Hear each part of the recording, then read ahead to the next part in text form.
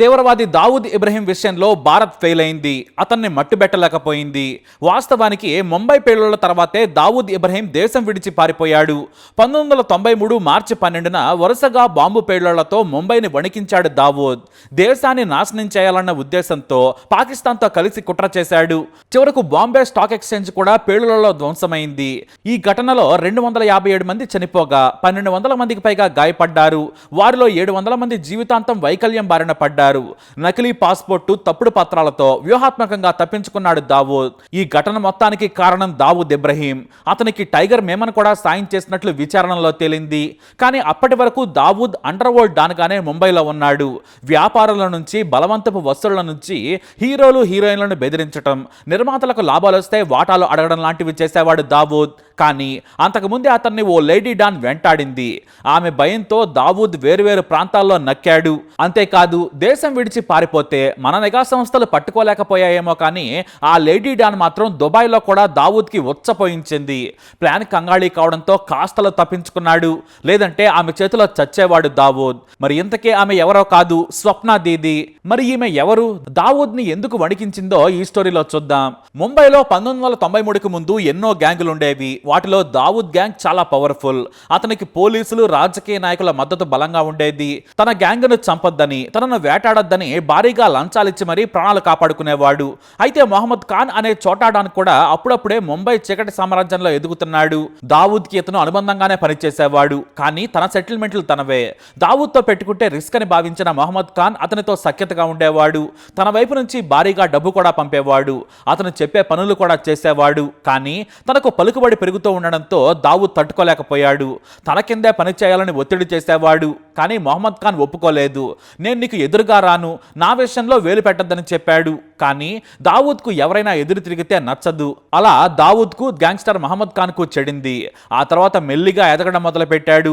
తన ఏరియాలో మరో గ్యాంగ్స్టర్ను రాణించేవాడు కాదు. అయితే ఓ బిజినెస్ మ్యాన్ తో సెటిల్మెంట్ విషయంలో మొహమ్మద్ ఖాన్ ఆ బిజినెస్ మ్యాన్ కి అండగా నిలబడ్డాడు. అతని దగ్గర డబ్బు తీసుకున్న మొహమ్మద్ ఖాన్ అందరు ప్రత్యర్థులకు కూడా సదరు వ్యక్తి నా మనిషి, అతన్ని ఎవరో ఇబ్బంది పెట్టద్దని సమాచారం పంపాడు. ఇక్కడే దావూద్కి కాలింది. ఎందుకంటే ఆ సదరు వ్యక్తి దావూద్ చెప్పినట్లు వినేవాడు. దీంతో ఆ బిజినెస్ మ్యాన్ ని దావూద్ వేధించడం మొదలు పెట్టాడు. ఆ తర్వాత ఆ బిజినెస్ మ్యాన్ మొహమ్మద్ ఖాన్ ను ఆశ్రయించాడు. అక్కడి నుంచి గొడవ మొదలైంది. ఆ తర్వాత దావూద్ తనను బెదిరిస్తూ వచ్చాడు. అప్పుడే మొహమ్మద్ ఖాన్ దావూద్ గ్యాంగ్ లోని ఓ వ్యక్తిని మచ్చిక చేసుకున్నాడు. అతని ద్వారా కీలకమైన సమాచారం తెలుసుకుని పోలీసులకు లీక్ చేసేవాడు. దీంతో దావూద్ కు ఖాన్ మీద అనుమానం కలిగింది. ఆ తర్వాత ముంబై షిప్ యార్డ్ లో స్మగ్లింగ్ గుడ్స్ విషయంలోనూ జోక్యం పెరగడంతో అతన్ని చంపేందుకు ప్లాన్ వేశాడు. కానీ మొహమ్మద్ ఖాన్ దొరకలేదు. అయితే మొహమ్మద్ ఖాన్ కు వీక్నెస్ ఉంది. అదే భార్య అష్రఫ్. ఈమెను ప్రేమించి పెళ్లి చేసుకున్నాడు. ఆమెను ప్రత్యేకంగా ఓ బంగళాలో ఉంచేవాడు. ఆమె కోసం రోజు వస్తుండేవాడు. కానీ రోజు ఆమె దగ్గరకు వస్తే ప్రత్యర్థులకు తెలిసిపోతుందని అక్కడి నుంచి ఆపరేషన్స్ మొదలు పెట్టేవాడు. ఎంతో మంది గ్యాంగ్స్టర్లు కూడా అక్కడికి చేరుకునేవారు. బాగా స్నేహితులైన వారి భార్యలతో అష్రఫ్ స్నేహం చేసేది. ఆ తర్వాత ఆ ఇంటి నుంచి గ్యాంగ్ నడపడం మొదలు పెట్టాడు. కానీ పక్కాగా నిఘా పెట్టి మొహమ్మద్ ఖాన్ ను చంపాలనే ప్రయత్నం దావూద్ ఆపలేదు. సెటిల్మెంట్ కోసం ఢిల్లీకి రావాలని దావూద్ గ్యాంగ్ కబురు పంపింది. అది కూడా ఖాన్ కు దగ్గర ఫ్రెండ్ చేత.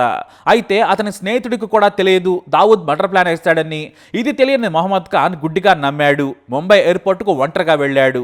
సరిగ్గా తన కారును పార్క్ చేసి విమానాశ్రయంలోకి వెళుతున్న సమయంలో పార్క్ చేసిన కారులో ఉన్న 5గురు దావూద్ మనుషులు దగ్గర నుంచి కాల్చి చంపారు. ఈ ఘటన ముంబైనే కాదు, అండర్ వరల్డ్ ని కూడా షేక్ చేసేసింది. అంతే, ఆ రోజుతో మిగతా గ్యాంగులన్నీ కూడా పరారయ్యాయి. కానీ అష్రఫ్ మాత్రం తల్లడిల్లిపోయింది.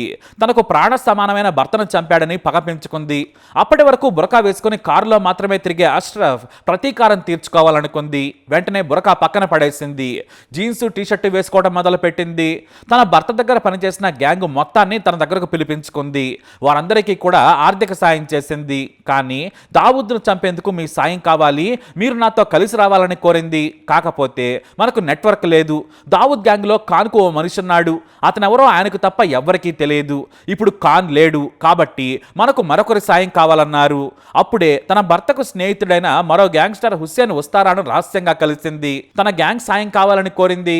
దావూద్ ను నేను చంపుతాను, మీ పగ నేను తీరుస్తాను, కానీ ఆయుధాలు, అతని ప్లాన్లు నాకు తెలియాలని కోరింది. ఉస్తారా సరేనన్నాడు. ఎందుకంటే అప్పటికి దావూద్ ను భయపెట్టే ఏకైక గ్యాంగ్స్టర్ గా అతనికి పేరుంది.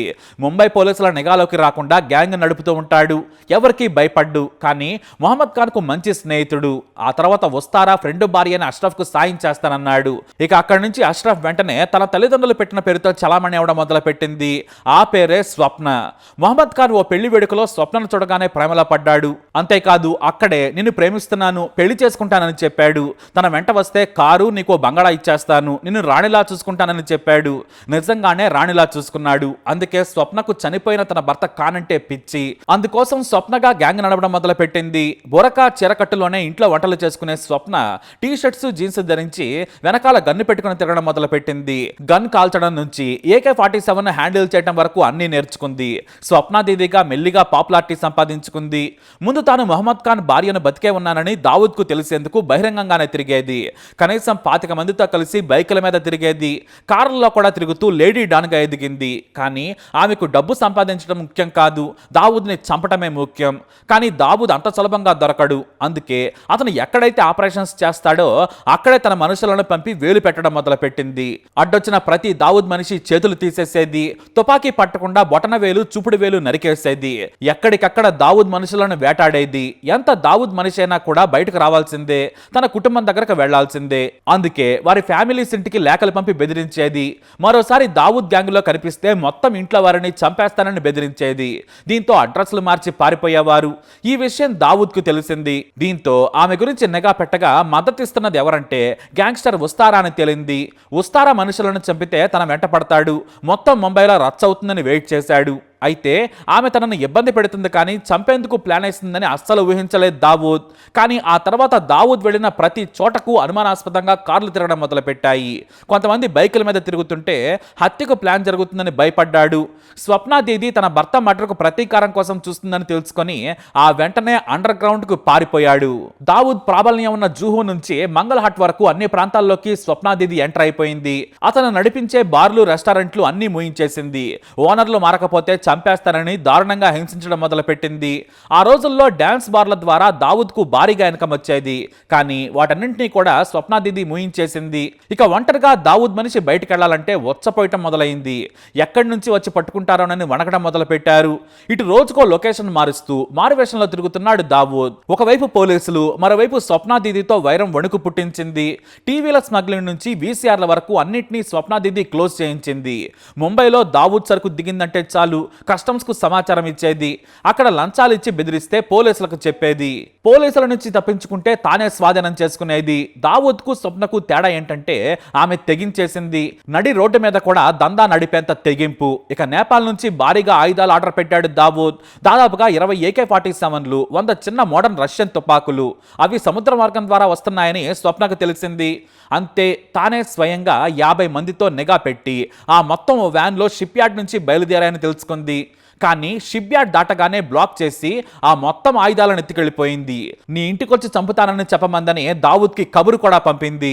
ఆ రోజుల్లో ఇంత డేర్గా ఎవరూ కూడా దావూద్ని హెచ్చరించలేదు. కానీ దావూద్ ముంబైలో బాంబులు పెట్టి పేల్చాలని పాక్తో కుట్ర పన్నాడు. భారీగా డబ్బు, దుబాయ్లో షెల్టర్తో పాటు విలాసవంతమైన భవనం ఇస్తామని చెప్పడంతో నీచుడు కన్నతల్లి లాంటి మన దేశం మీదనే కుట్ర చేశాడు. మొత్తం 12 చోట్ల కార్లలో బాంబులు పెట్టాడు. కొన్ని చోట్ల పార్కు చేసిన స్కూటర్లలో పెట్టాడు నీచుడు. ఇక వరుసగా బాంబులు పేలే టైంకి దుబాయ్ విమానంలో తన పెళ్లాలు, స్నేహితులు, సన్నిహితులతో కలిసి విమానం ఎక్కేశాడు. అది కూడా తప్పుడు పత్రాలతో. ఆ తర్వాత వరుసగా 12 చోట్ల బాంబులు పేలాయి. అయితే ఎంత నేరం చేసినా కూడా దుబాయ్ నుంచి ముంబై గ్యాంగ్ నడిపడం మొదలు పెట్టాడు. ఈసారి డైరెక్ట్ గా సల్మాన్ ఖాన్, షారుఖ్ ఖాన్, అమీర్ ఖాన్ లాంటి హీరోలకు ఫోన్లు చేసి బెదిరించేవాడు. నిర్మాతలు, దర్శకులకు తాను చెప్పిన హీరోయిన్లను తీసుకురావాలని ఆదేశాలు ఇచ్చేవాడు. మెల్లిగా సినిమాల్లో పెట్టుబడులు పెట్టడం కూడా చేయడంతో పాటు బాలీవుడ్ ను గుప్పిట్లో పెట్టుకున్నాడు. పెద్ద స్టార్లు సినిమాలు తీయాలంటే వణికిపోయారు. అయితే భారత్ లో తప్ప ఎక్కడ ఇండియా పాకిస్తాన్ మ్యాచ్ జరిగినా సరే VIP బాక్స్ లో కూర్చొని చూసేవాడు. కానీ లైవ్ లో తనను చూపించద్దని ముందే లైవ్ ఇచ్చే ఛానల్స్ కు చెప్పేసేవాడు. ఇక దుబాయ్ వెళ్ళినా కూడా హాయిగా ఎంజాయ్ చేస్తున్న దావూద్ ను మన నిఘా సంస్థలు ఏమీ చేయలేకపోయాయి. కానీ స్వప్న దీది మాత్రం వదిలిపెట్టలేదు. తనకున్న నెట్వర్క్ ద్వారా క్రికెట్ మ్యాచ్ కు వస్తున్నాడని తెలిసి తన మనుషులను అక్కడికి పంపింది. కానీ ఆయుధాలు తీసుకెళ్లడం కుదరదు, భారీగా సెక్యూరిటీ ఉంటుంది. దీంతో గొడుగులు, గాజు నీటి సీసాలను తీసుకెళ్లారు. స్టేడియంలో గందరగోళం సృష్టిస్తే విఐపి బాక్స్ నుంచి బయటకు వస్తాడు. అతని దగ్గర కూడా ఆయుధాలుండేందుకు ఛాన్స్ లేదు కాబట్టి దగ్గరకెళ్లి చంపొచ్చని ప్లాన్ చేసింది. అయితే తన మనుషులను సక్సెస్ఫుల్ గా స్టేడియంలోకి పంపింది. కానీ అవసరం లేకుండా కొంతమంది గొడుగులు గాజు సీసాలతో నీళ్ల బాటిల్స్ తీసుకుని రావడాన్ని అతని మనుషులు గుర్తించారు. అంతేకాదు 3 వ్యక్తులు ముంబైలోని స్వప్నాదితి మనుషులుగా గుర్తుపట్టారు. వారిలో ఒక వ్యక్తి షార్ప్ షూటర్. దీంతో మ్యాచ్ రసవత్తరంగా మొదలైన కాసేపటికే దావూద్ భయపడిపోయాడు. ఆ వెంటనే తన మనుషులను తీసుకొని పోలీసుల సాయంతో అక్కడి నుంచి పరుగులు పెట్టేశాడు.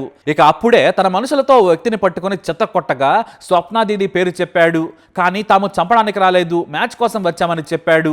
అయితే దుబాయ్లో హత్య చేస్తే తనను దేశం నుంచి బహిష్కరిస్తారు, లేదంటే ఉరి తీస్తారన్న భయంతో దావూద్ ఆ వ్యక్తిని వదిలేశాడు. కానీ స్వప్నాదిదిని చంపేందుకు నెట్వర్క్ను రెడీ చేశాడు. క్రికెట్ మ్యాచ్ జరిగిన కొద్ది రోజులకే తాను బైక్ మీద ఒంటరిగా రాత్రి సమయంలో వెళుతున్న సమయంలో 4 దావూద్ మనుషులు ఆమెను అటకాయించారు. కత్తులతో 12 సార్లు శరీరం మొత్తం కొల్లబొడిచారు. ఆ తర్వాత ఎవరో కూడా ఆమెను ఆసుపత్రికి తీసుకెళ్లకూడదు, తీసుకెళ్తే మరునాడు వచ్చి చంపేస్తాం, మేము దావూద్ మనుషులమని ఓపెన్ గానే చెప్పి పారిపోయారు. ఆమె సాయం చేయమని రక్తమడుగులో ఉండి దండం పెట్టింది. తాను నడవలేక ఓపిక లేక నడి రోడ్డు మీద రాత్రి 12 గంటల సమయంలో చనిపోయింది. అలా స్వప్నాదిది కథ ముగిసింది. ఆమె మొండిగా ఒంటరిగా బయటకు రావడం చేసిన తప్పు, లేదంటే అంత సులువుగా చనిపోయేది కాదు. దావూద్ దేశం విడిచి పారిపోయాడు, తనను చంపలేడులే అనుకుంది. కానీ ఆమె అతని కోసం వేటాడుతుంటే ఎలా వదిలేస్తాడు? పైగా దావూద్కు పెద్ద నెట్వర్క్ ఉంది. అలా స్వప్నాదిది లేడీ డన్ గా పేరు తెచ్చుకొని అదే మాఫియా చేతిలో చనిపోయింది. Senior journalist Hussain Zaidi mafia queen of Mumbai అనే పుస్తకంలో ఈ కథ రాసుకొచ్చారు. మరి ఈ కథపై మీ అభిప్రాయం ఏంటి? కమెంట్ ద్వారా తెలియజేయండి. ఇలాంటి ఇన్ఫర్మేషన్స్ కోసం వీడియో లైక్ చేయండి, షేర్ చేయండి, మా ఛానల్ని సబ్స్క్రైబ్ చేసుకోండి.